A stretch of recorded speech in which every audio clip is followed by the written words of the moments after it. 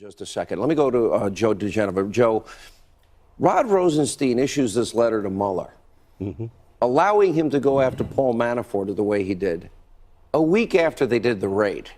Now, why do I think the order of that legally needs to be reversed? Well, let's say this, first of all, about Rod Rosenstein. His conduct from the beginning of this has been a disgrace, legally and every other way. He is an embarrassment to the administration. It is truly too bad that he cannot be fired. But let's be very clear about this. The president has never been a target. The fact that he has been recently notified that he is a subject means absolutely nothing. He is not even a subject. He is a witness. A subject is a person whose conduct is within the scope of the grand jury's investigation. What the hell does that mean? It means they don't have anything on him. There have been 19 criminal cases, not one piece of evidence against the president of the United States. And now we are told that Mueller wants to interview the president of the United States, who knows nothing, who has been a witness to nothing, who is not a target of the investigation. What we are seeing now is conduct by two public officials, Robert Mueller and Rod Rosenstein, that is unethical, unprofessional, an embarrassment to the United States government, and is undermining equal enforcement of the law. Oh, there's no doubt. Because of what they are doing to a president of the United States. Rod Rosenstein single-handedly has taken away from the sitting president of the United States 16 months of his presidency by his incompetent and fearful conduct. You know why Rod Rosenstein appointed Mueller? Because he didn't want to make the tough decisions that you'd have to make if you were supervising a case being run by a United States attorney like Huber. Rod Rosenstein is a coward. He's a disgrace to the Department of Justice. It's a shame and you can't that the president cannot fire him because of the political consequences. They can't fire him, but it's amazing that he hasn't been recused. After all, he is the main witness on whether or not collusion, or whether or not obstruction of justice occurred with the firing of Comey. And he wrote the memo. Doesn't the president have absolute right to fire anybody? Well, he does. But, you know, politically, there's a difference between having the right to do it and it being right to do it. I just want to comment.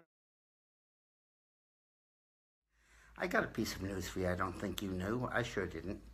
Do you know that Rod Rosenstein's wife, a woman named Lisa Barsumian, is Rod Rosenstein's wife, has been an attorney for the Clintons for many years. Her specialty is defending freedom of information lawsuits, and she practices in Washington working for a guy named R. Craig Lawrence, who has been the attorney of record in many of the freedom of information suits. Lisa or her law firm have represented Mueller 3 times, the FBI 5 times, President Obama 45 times, President Clinton 40 times, Kathleen Sebelius 56 times, and Hillary Clinton 17 times. Those are mainly FOI suits, freedom of information suits. And she's the go-to attorney, as is Lawrence, her boss, for defending those suits. So that's a nice living, trying to stop the public from learning information that they're probably entitled to under the Freedom of Information Act. But more importantly, she is the wife of Rod Rosenstein, who is the person who basically supervises Robert Mueller. In fact, he was the guy that appointed Mueller in the first place and has to approve any of his subpoenas or his depositions or his lawsuits or his indictments. And he's supervising the whole special prosecutor thing. I did not know that he has deep family connections to the Clintons and to the Democratic Party. I did not know that she was the go-to attorney when you get sued for freedom of information by Judicial Watch or one of the other conservative groups. It's absolutely incredible that I didn't know that. I've been calling for Rosenstein's resignation for over a year now, and this is the first time that this has come out. And I've triple-checked it. It's true. I first dismissed it as some sort of internet raving, but I checked on it. It's really accurate.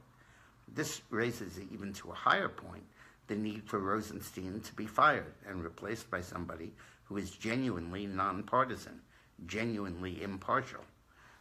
And it is disgraceful that this has been permitted to go on without anybody knowing about it. The media has sat on it, has not publicized it, has not talked about it.